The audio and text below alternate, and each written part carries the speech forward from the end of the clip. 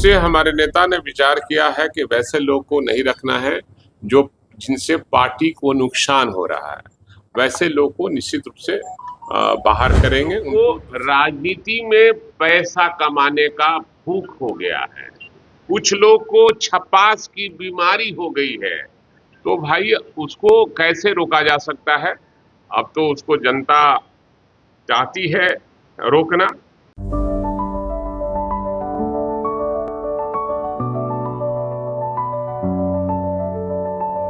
Goal the result. नमस्कार, आप news for nation पर मैं आपके साथ अभिजीत सिंह।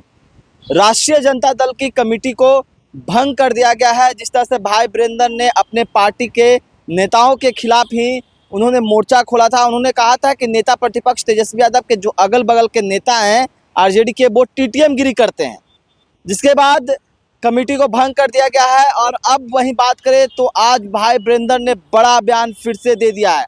उन्होंने कहा है कि हमने सवाल खड़ा किया और लोगों के कहने पर हमारे नेता ने कमेटी को भंग किया है, लेकिन कुछ लोग हैं वो पैसा कमाने के लिए राजनीतिक में आए हैं, छपास की बीमारी हो गई है।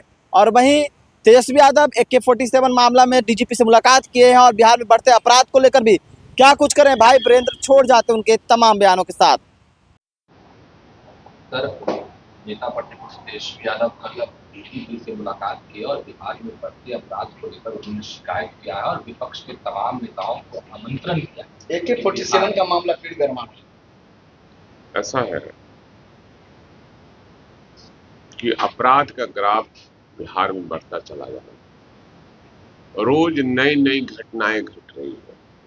कभी पत्रकार की हत्या हो रही है, कभी किसी राजनीतिक दल के नेताओं की हत्या हो रही है, कभी मुखिया की हत्या हो रही है, कभी पदाधिकारी की हत्या हो रही है, कभी किसान की हत्या हो रही है, कभी मजदूर की हत्या हो रही है, कभी छात्र और नौजवान की हत्या हो रही है।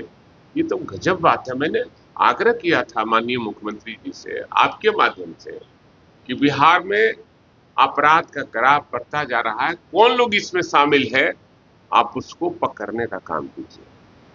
आपकी पुलिसिया राज पर लोगों का भरोसा उठ गया। पुलिस भी लिबास में अपराधी का काम कर रहे हैं। इसलिए हमारे नेता ने कल डीजीपी से जाकर मुलाकात कर मेमोरेंडम देने का काम किया है। और सिवान में जिस तरह से AK-47 से छात्रों नौजवानों पर बेगुनाहों पर गोलियां चलाई, किसके आदेश से चला, बिहार की जनता जानना चाहती है, आम आवाम जानना चाहती है कि AK-47 से जो गोलियां चली है वो किसके आदेश से चली है। आज तक तो मैंने नहीं सुना है। गोली चलने की बात सुनी है कि 303 से मारा गया, राइफल की गोली से मारा गया, लेकिन AK-47 की गोली से किसी को नहीं लगा। हम सिवान के जो पीड़ित परिवार है और जो घायल लोग थे उनको देखने हम नेता विरोधी दल आदरणीय तेजस्वी यादव जी के साथ गए थे और उन लोग को देखा। वो लोग कह रहा था कि हम सेना की तैयारी कर रहे थे, हम चाहते थे कि सरहद पर हमारी हत्या हो जाए तो कोई बात नहीं देश के लिए, लेकिन यहाँ तो हमारे देश में हमको बिना सरहद पर गए ही हत्या करना चाहता है लोग।